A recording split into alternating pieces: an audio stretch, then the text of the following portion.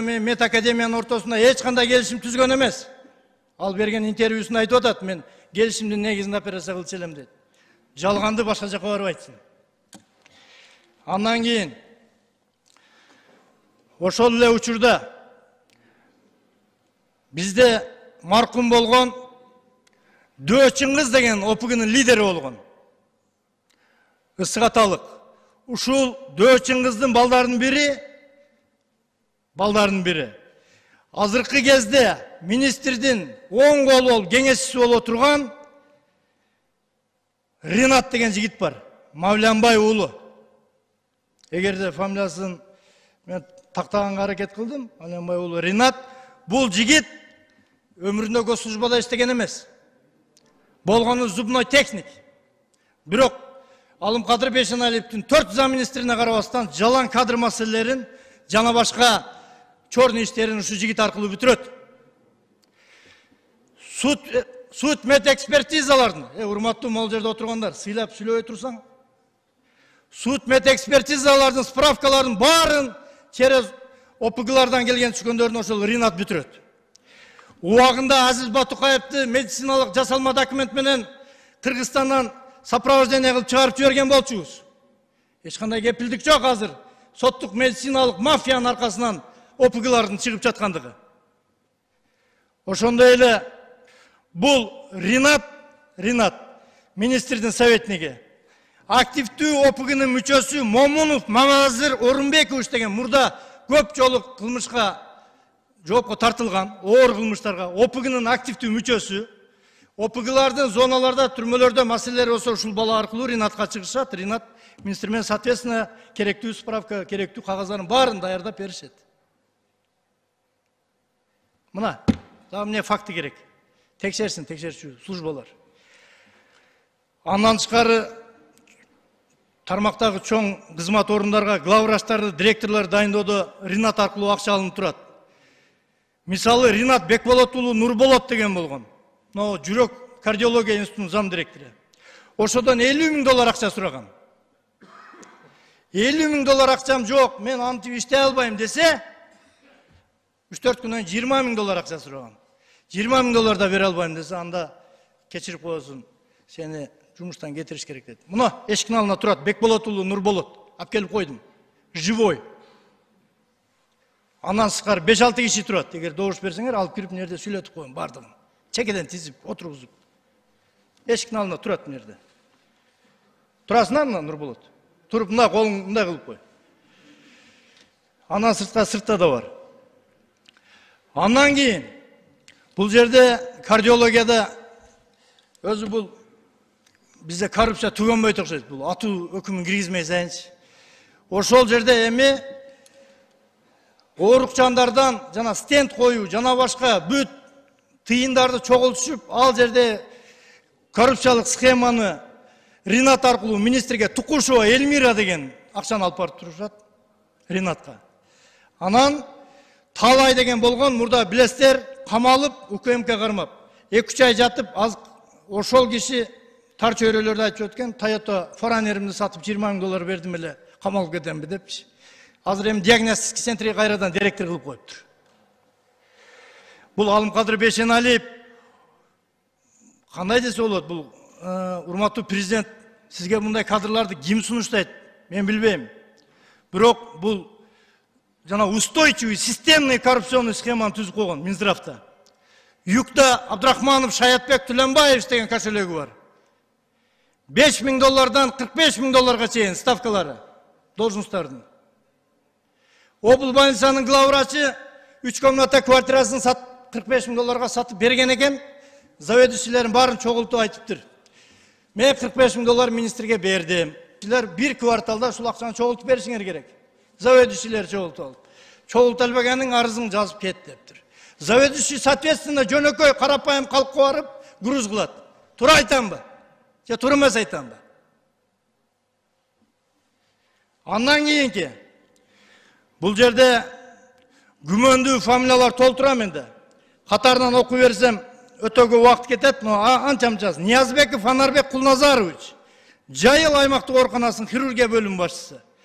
Бул киши ОПГ'нын кылмыштуу топтору менен байланыштуу болуп, алардын жабыркагандарга дайыма жашыруун түрдө операция жасап жүргөн Алымкадыр Бешеналиев экөө чогуу.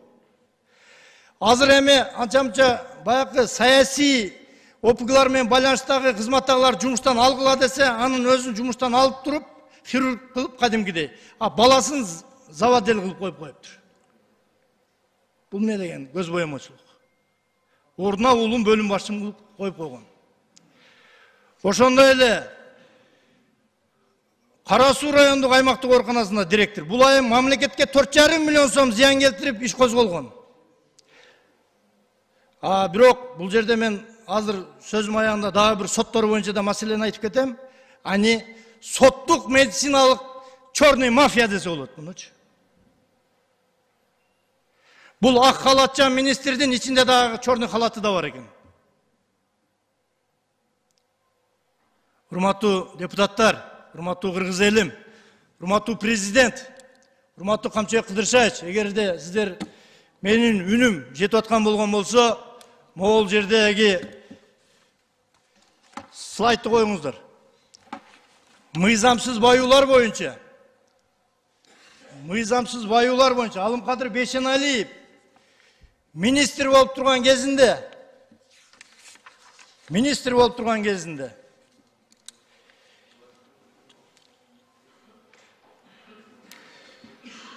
жекеменчик чет элдик компаниялардан 2.460.000 доза вакцинасын 1.581.471.315 сомго сатылып алынган.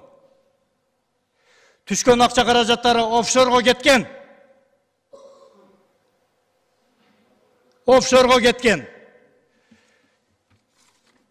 Пожалуйста, канча мүлк чогулткан ар бир адрестери бар.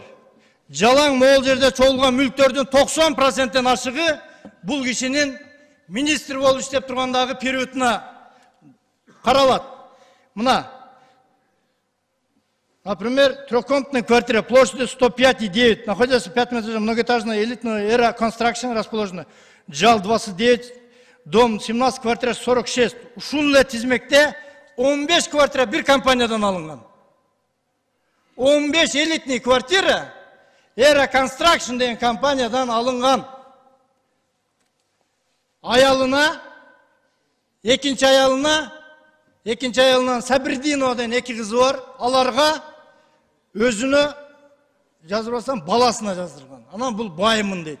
Бул каяктан бай? Муну элдин баары билет, канчалык медакадемияда зачет экзаменинен акча алып кандай кылып сдавать этип жүргөнүн. Бардыгы могу мүлктөрдүн караңыздар. 20дан ашык элит жанагындай люксовый машиналар. Range Rover Lexus 570 $1 миллион ашык машинасына автопаркинг. Бул үчүнчү стороналарда айтпаганымда, бул жакын аялы, баласы, кызына оформить этилген мүлктөр. Не, бул элди жинди деп ойлойбу булар. Могул жерде мисалы жанагы Бешеналиев Мар Алымкадырович, пожалуйста, баласы. Көлдөгү жанагы пансионаттар кандай жол менен мурда алынган, ОПГ'ны кандай колдонуп, жанагы 2 санаторийден кантип алганы тууралуу маалыматтар бар. Аны керектүү органдар текшерип алат. Кандай эле медакадемияда сабак берип жүргөн, заведующий болуп жүргөн, ито Илимдер академиясына мен кайрылат элем. Мунун жазган монологтору жанагы илимий даражасындагы защита кылган илимий бүт иштерин комиссионный текшерип чыгыш керек. Бул себеби абдан расчетливый жулик экен. Бул убагында Кулматов деген Ошопкомдун биринчи секретары болгон, ошонун кызын алган. Ринат Сатарович Кулматов деп обкомдун биринчи секретары. Ал киши соответственно өзүнүн курдашы Мамакеев хирург менен дос болгон. Аяш кайнатасы жазып берген бүт илимий даражаларын. Силерге мындай эле айтайын.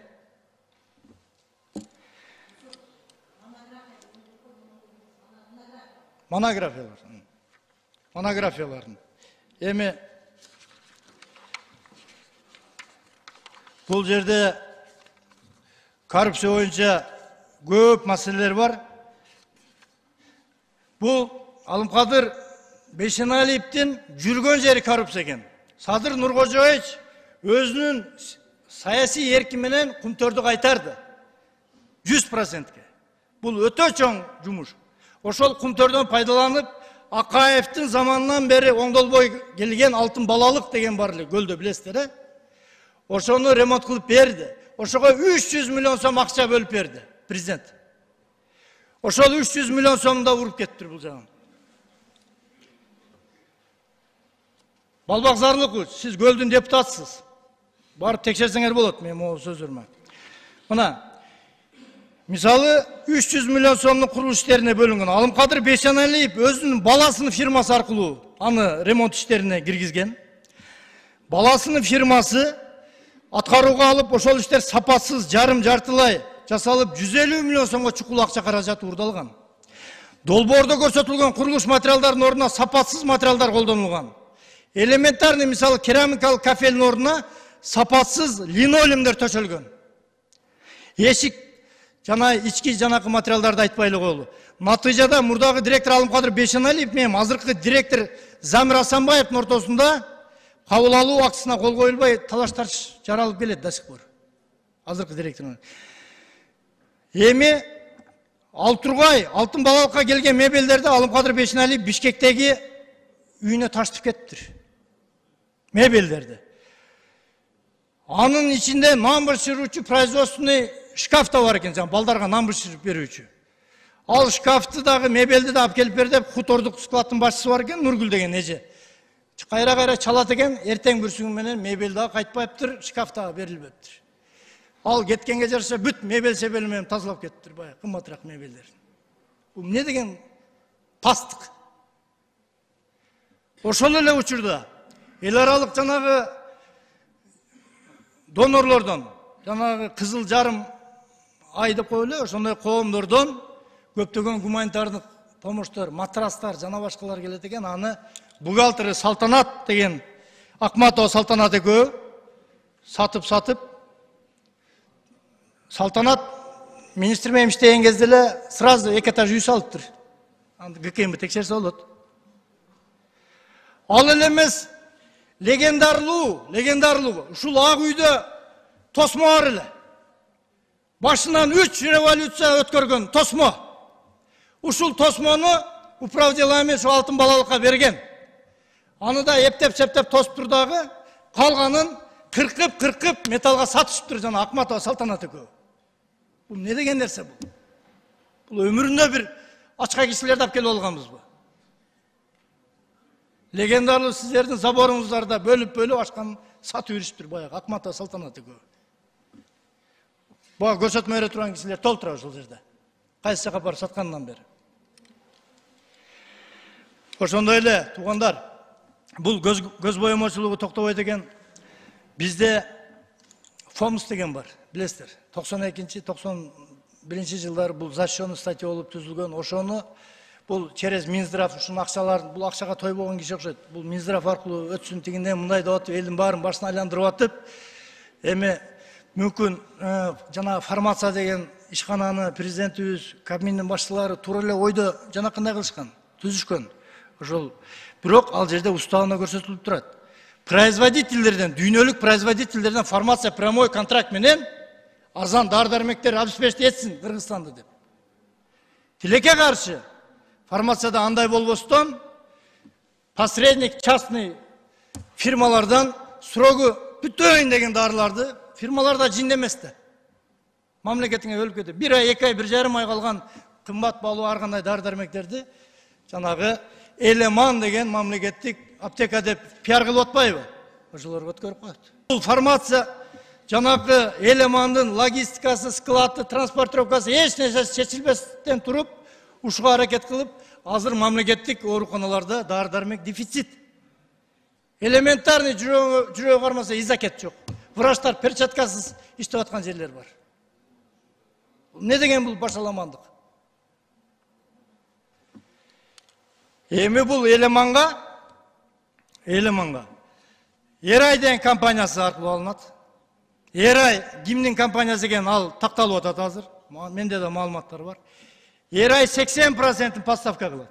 Осо Эрай.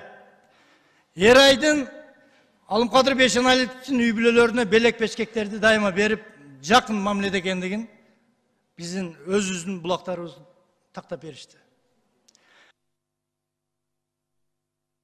Жусупбек мырза, 1 мүнөт кошобуз. Оюнду 20 мүнөт сүйлөдүңүз. 1 мүнөт кошуп берейли, оюңузду жыйынтыктаңыз. Кайсы фракция доошуң 10 мүнөтүң берип турчу, бүтүрүп алайын. Аматалиев, чыгып айтып кой.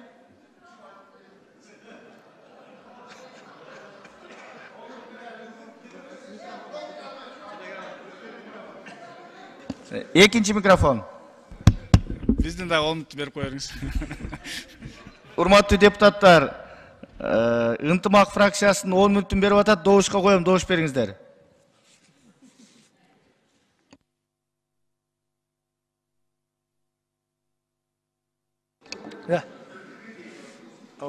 Эми бул формация боюнча өзгөчө иштер көп. Эң бир да маанилүү маселени айтып коеюн. Билесиңер, Алымкадыр Бейшеналиев 74 макул, каршы 1 бар, 75, катталды 81, дагы 10 мүнөт коштук, оюңузду жыйынтыктаңыз 10 мүнөттүн ичинде. Эң маанилүү нерсени айтып коеюн. Урматтуу президент, урматтуу Камчыбек Кыдыршаевич, мурдакы министр болуп иштеген периодунда Мээрим деген помощница секретары бар эле. Ошонусу вымогательство, взятка менен кармалган. Бирок сот актап жиберген. Ал актаган сот, жогорку соттун судьясы Арстанбаева Диляра. Арстанбаева Диляранын өзүнүн күйөөсү азыркы кезде Алымкадыр Бейшеналиевдин первый замминистри. Муну кандай түшүнсө болот? Кызыгуулардын кагылышуусу, кызыкчылыктардын. Кандай түшүнсө болот? Буларды менин маалыматым боюнча Швейцарияда, Женева шаарында недвижимосттары бар бул үй бүлөнүн.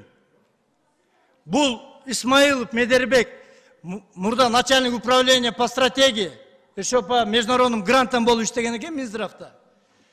Миллиондогон долларларды жешкен. Булар чогуу коррупциялык схемасында дайыма Алымкадыр Бейшеналиев менен чогуу жүргөн кишилер. Алымкадыр Бейшеналиевдин, пожалуйста, могу мүлктөрүн көрсөттүң. Дагы бир жолу көрсөтүп кой. Булардын Туркияда да недвижимосттары бар. Дубайда да недвижимосттары бар. Урматтуу Камчыбек Кыдыршаевич, мыйзамсыз баюу боюнча Беренеде соттук медициналык мафия ушул жерде жатат. Ушуларды кустура турган менин эсебим боюнча буларда жалпысынан 50 миллион долларга чейин ушул мафияда акча кармалып турат, бюджеттен урдалган. Мамлекеттен спеццентрдин акыбалын караңыздар. Азыр эми могул мамлекеттик жанакындай болбосун, сыртка чыгып могу интернетте. Аларын айтпай эле коеюн, башаламан. Жанагы СПИД боюнча, туберкулез боюнча алардын лечениясы курсу 9 айдан 1 жылга чейин. Ошолордун дары-дармектери могу фармациядагы башаламандыктын айынан үзгүлдөккө учураган атат. Урматтуу депутаттар. Анан эң бир дагы бул кишинин не только мошенник, жулик, аферист, коррупционер эле эмес, бул чоң трайбалист экен. Чоң трайбалист. Себеби билесиздер, президент дайыма биз мамлекет тарабынан почкасы органдарга гемодиализ жанакындай кылабыз. Гемодиализдин расходу өтө кымбат. Бирок президент өзүнүн аракети менен ар бир жаранга бюджеттен 8 000, 7 000 доллар бөлүндүрүп, ушулардын почкаларын алмаштырып берели деп чечти. Бул өтө бир колдоого тете, мамлекет үчүн да пайда ал. И оруулар үчүн да пайда. А бирок ушул нерсени баштаган кишилердин бири жана кыргыз биримдиги коомунун жетекчиси Аманбай. Фамилиясы Өмүрзаков болуш керек. Өмүрзаков киши бул Туркиядан ушундай нерсе башынан өтүп Туркиядан таап келген экен. Анан бир сыйра кайрылган. Эч ким буга жанакындай кайрылган эмес. То есть макулдугун берген эмес. Ош мамлекеттик университети макулдугун берип, өзүнүн ординаторлорун жиберип, ошол жакта окутуп аткан жеринен бул киши кайрадан министр болуп келип калат. Эмне үчүн бул трансплантация, бул тарыхый нерсе Кыргызстанда. Эмне үчүн Ошто болуш керек? Ош мамлекеттик университети жасаш керек муну деп, өзү Ирандан, Пакистандан спортивкачан келатып, тиги түрктүн университетинин ректорлоруна, мен инкубскиймин, мен бандитмин, Кыргызстанда мен чечем. могу оштук ординаторлордун бардыгын кетиргиле. Мен силерге башка ординаторлорду жиберем деп өзүнүн таанышпаныш жашы өтүп калган кишилерди азыркы кезде ошо трансплантация боюнча окуп келгиле деп жиберген кези. То есть жакшынакай билим алып үйрөнүп калган Ош мамлекеттик университетинин ординаторлорун апштаздан кудуртуп чыктырып кайра чалып атып түрктөргө. Эми бул нерсе ошо Айша атасынын клиникасында болуш керек экен, Мамакеевде. Эмне үчүн тарыхый трансплантация Ошто болуш керек деп бул эмне урматтуу Сабирдинович угуп атсаңыз, бул кызганычпы тарыхый же трайбализмби? Моменттерин караш керек бул жерде. Эгерде менин сөзүм калып болсо, ошо кишилердин баарын сурасаңыздар болот. Анан эгер добуш койсоңуздар, могул жерге келген кишилерге сөз да берелик.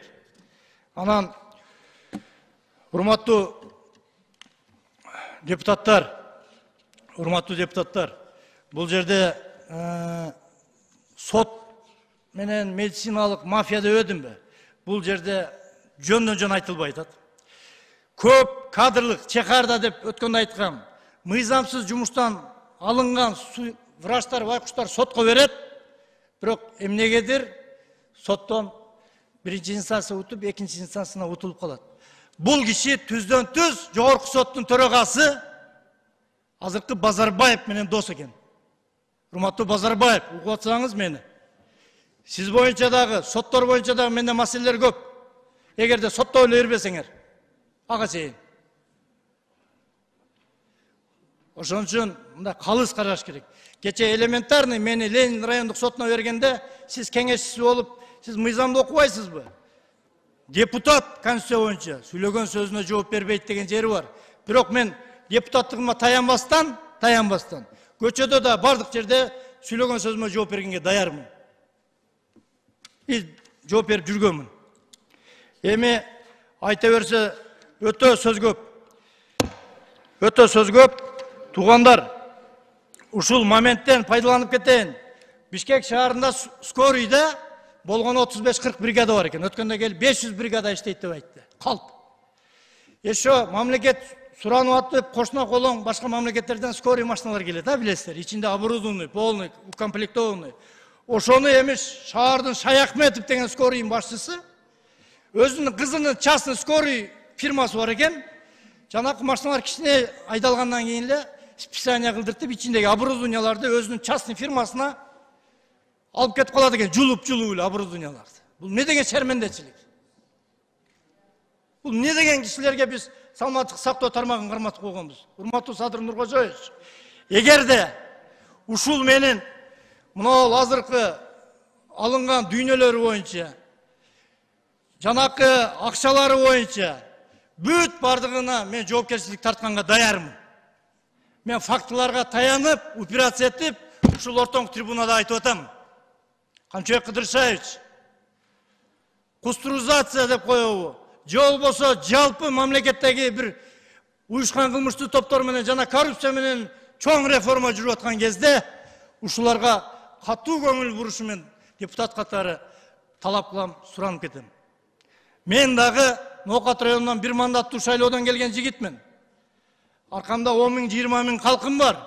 Ошолордун ишеничин актайын деп мен ушул жерде турам. Өмүрүмдө биринчи жолу бюджеттен депутат болуп айлык алдым. Менин бир туугандарым, же болбосо бир туугандарым бир медиги жок. Же болбосо бир мамлекеттик кызматта турганы жок. Мамлекеттик кызматта турганы болсо дагы мен саясатка келгенден кийин кеткиле дегем. Кеткиле деп арыз менен жазып кеткендери болгон. Өзүмө тазамын. Алхамдулилла, менин киришем Аллах. Орозодо айтып коеюн. Мен ошон үчүн могул жүрөк күйүп атат, туугандар. Биз кимге башкартып атабыз? Бул мен орозодо, бул бирөөгө кыйбат эмес, мен наоборот миңдеген оорулууларга сооп иш кылып атам. Бүгүндөн баштап шыпылдап дары таап апарып беришет. Ооруп жаткан байкуштарга. Бул элементарный жанагы госаптека дегендин провизор, фармацевт дегени болот, же ал штаты жок, же анын источник зарплатасы каралбаган. Главврачтарга груз этип коюп туруп, здание тап, монун айлыгын чеч деп. Бул не деген шермендечилик? Урматтуу депутаттар, сиздерди да чакырып кетем. Мен баш болуп Садыр Нуркожоевич баштаган мамлекеттик саясатын колдоп келатабыз. Биз колдойбуз. Азыр Кыргызстан Азыр оңол болсо өмүр бою оңолбойт, айтып коеюн. Бардыгыбыз жапа тырмак, ууруну ууру, тазаны таза дей турган убакыт келди. Эч нерседен тайманбагыла. Ачык айтып, биз президенттерге, наоборот, биз жардам беребиз. Ушул жерде жанында туруп алып, бул кимдер сунуш берет ушундай кадрларды? Урматтуу президент, сизге ким берет ушундай кадрларды? Мүмкүн кандайдыр бир учурда жакшылык кылгандыр, башка кылгандыр, ансын 100 эсе чыгарып алган давно. Айтып коеюн мен. Биз мына эл аралап келип атабыз. Элдин көпчүлүгү мамлекетте болуп аткан саясатка макул. Макул. Айрыкча Камчыбек Кыдыршаевдин жүргүзүп аткан реформаларына. Бирок наразычылыктар да күндөн күнгө күчөп атат. Именно ушундай кадрлардын айынан. Биз азыр силкинип ыргала турган кез келди. Мен ушул сөзүм качандыр бир эскерилип калышы мүмкүн. Ушу улуу трибунадан айтып атам. Бизди муундар кечирбейт эгер Кыргызстанда оңдобосок. Өзүбүздүн кызыкчылыктарыбызды токтотуп, жеке тууган дос жана башканы токтотуп, азыр бир силкинип, бир тазалана турган убакыт.